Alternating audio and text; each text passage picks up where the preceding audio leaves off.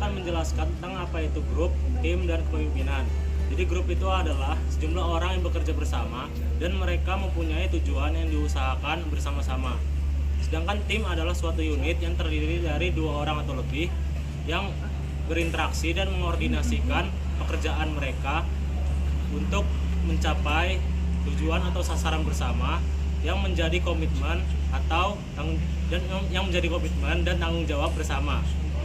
Kepemimpinan itu adalah tentang bagaimana caranya mempengaruhi orang lain, bawahan, pengikut, agar mereka itu memiliki keinginan untuk mencapai tujuan yang diinginkan oleh sang pemimpin.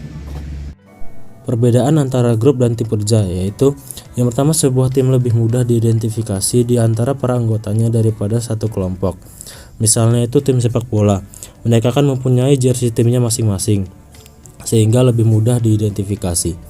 Yang kedua, tim memiliki tujuan dan sasaran yang sama, sedangkan kelompok dapat dibentuk karena berbagai alasan pribadi yang mungkin bertentangan dengan tujuan kelompok yang dinyatakan. Yang ketiga, dalam tim cenderung memiliki ketergantungan tugas, sedangkan dalam kelompok dapat dilakukan secara mandiri. Contohnya, misalnya seorang anggota tim bola basket hanya dapat melempar bola ke dalam ring, itu jika anggota lain itu mengoper bola kepadanya. Yang keempat, tim memiliki peran yang terdiferensiasi atau terspesialisasi daripada sebuah kelompok. Artinya itu, dalam tim terdapat perannya masing-masing. Suatu kelompok itu dapat diartikan sebagai 2 orang atau lebih yang saling berinteraksi sedemikian rupa sehingga masing-masing mempengaruhi atau dipengaruhi yang lain. Contohnya itu rapat pemilihan kepala sekolah dan rombongan belajar. Berikutnya ada 3 aspek dari definisi kelompok sangat penting untuk studi kepemimpinan, yaitu yang pertama, definisi ini menggabungkan konsep pengaruh timbal balik antara pemimpin dan pengikut. Yang kedua, anggota kelompok berinteraksi dan saling mempengaruhi. Jadi misalnya ada orang yang menunggu di halte, itu bukanlah sebuah kelompok. Umumnya tidak ada interaksi atau interferensi antara individu.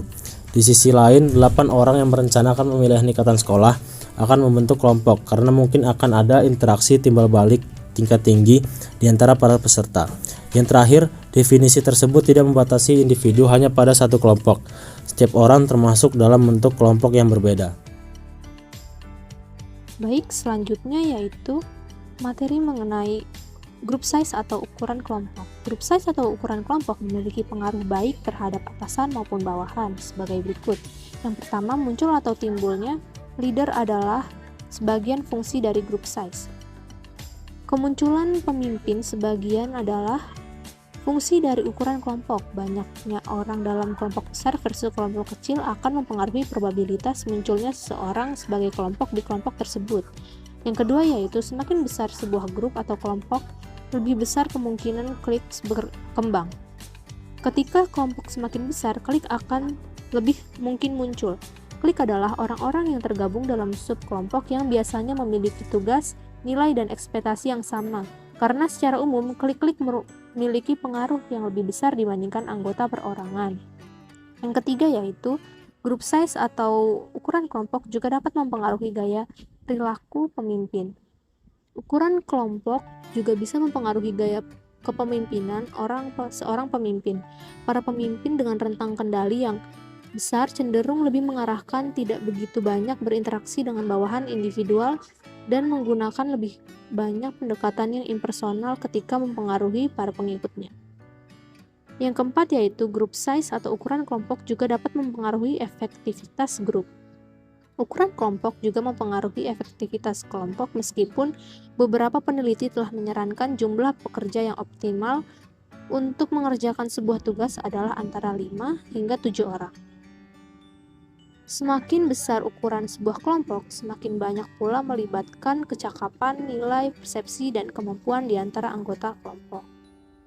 Baik, berikutnya yaitu terdapat 4 batasan dari manfaat atau keuntungan dari ukuran kelompok.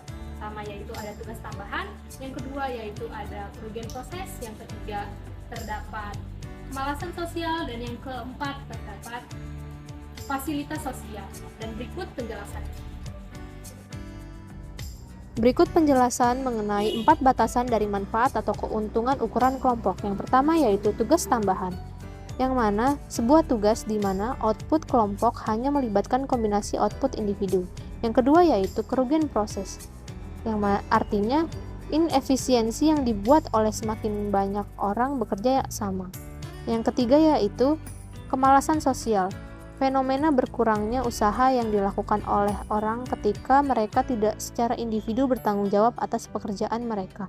Yang terakhir yaitu fasilitas sosial, di mana orang meningkatkan tingkat kerja mereka karena adanya orang lain. Baik, selanjutnya yaitu adalah tahap perkembangan kelompok. Menurut tinjauan Tuckman, tahap perkembangan kelompok terbagi menjadi 4 tahapan. Pertama yaitu ada forming atau pembentukan, yang mana ditandai dengan percakapan yang sopan, pengumpulan informasi-informasi yang dangkal mengenai sesama anggota kelompok, dan tingkat kepercayaan yang rendah.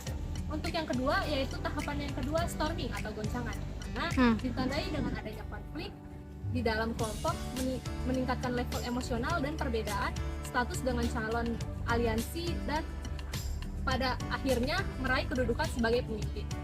Yang ketiga yaitu adalah norming atau membentuk norma. Pada tahap ini yaitu munculnya seorang pemimpin yang jelas serta perkembangan norma-norma kelompok dan kekompakannya. Yang keempat yaitu adalah performing, di mana ini berkinerja. Pada tahap ini yaitu anggota kelompok menjalankan peran fungsional dan saling bergantung yang berfokus pada pelaksanaan tugas kelompok. Tentang peran grup. Peran grup adalah sesuatu yang melekat pada pekerjaan atau posisi yang tertentu. Peran-peran itu sangat berbeda-beda. Nah, peran itu berbeda-beda merupakan bagian dari proses kepemimpinan, dan semuanya itu harus berkontribusi secara efektivitas suatu kelompok secara umum. Peran grup juga, yaitu peran-peran di dalam kelompok juga bisa dikategorikan dalam fungsi menyelesaikan tugas dan menjalin hubungan. Salah satu tipe masalah dalam peran terkait dengan peran-peran disfungsional yaitu saat perilaku seorang muncul demi kepentingan pribadinya ketimbang kepentingan kelompok. Mengenai jenis kelompok peran lain yaitu konflik yang didasari oleh peran-peran berbeda yang dimiliki seseorang. Materi selanjutnya tentang norma kelompok. Jadi norma kelompok itu adalah aturan-aturan kelompok yang dimiliki oleh kelompok untuk membuat dan mengatur perilaku anggota-anggota kelompok menjadi tertata dengan baik. Norma kelompok. Norma-norma ini biasanya dipandang penting dan cenderung dijalankan bila norma tersebut 1. Memfasilitasi kelangsungan hidup kelompok, 2. Menyederhanakan atau membuat perilaku yang diharapkan dari anggota kelompok yang lebih mudah diprediksi, ketiga, membantu kelompok untuk menghindari masalah-masalah antar pribadi yang memalukan, keempat, membantu mengekspresikan nilai-nilai utama dari kelompok dan menjelaskan ciri khas dari identitas kelompok.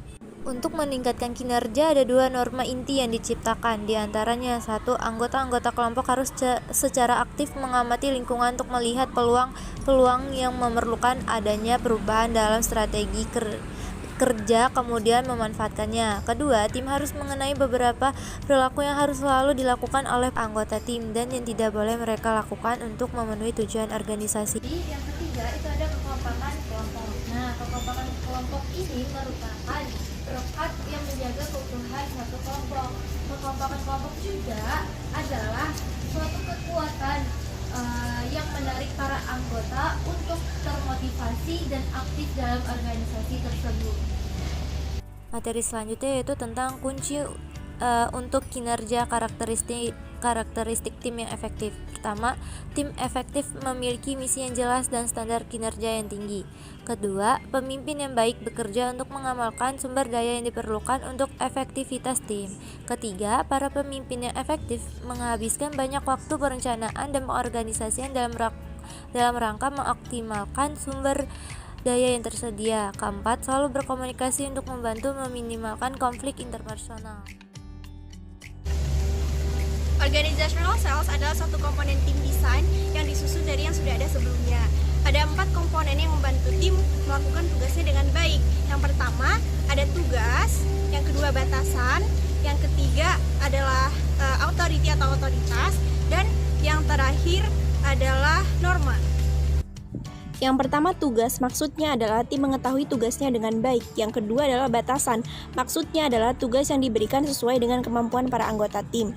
Yang ketiga adalah norma, tim memiliki norma-norma yang jelas saat bekerja sebagai tim. Yang keempat, maksudnya adalah pemimpin menciptakan keadaan yang menciptakan rasa nyaman para anggota tim. Model kepemimpinan tim GNET menyatakan bahwa efektivitas tim dapat dipahami dengan baik dalam hal input, proses, dan output. Model kepemimpinan tim GNET. Yang pertama, input, terdiri dari karakteristik individual dari bawahan, desain dari tim itu sendiri, dan berbagai sistem organisasi yang menciptakan konteks di mana tim akan beroperasi. Yang kedua, proses, menyangkut cara di mana tim berperilaku sambil mengerjakan tugas-tugas mereka. Yang ketiga, output, menyangkut kepuasan pelanggan, klien, tim, dan bawahan. Kesimpulan pemikiran GNET. Yang pertama, memastikan tim memiliki tujuan yang jelas dan kinerja yang diharapkan. Yang kedua, merancang atau mendesain ulang input status variables pada tingkat individu, organisasi, dan tim desain. Yang ketiga, meningkatkan kinerja tim melalui pembinaan yang berkelanjutan.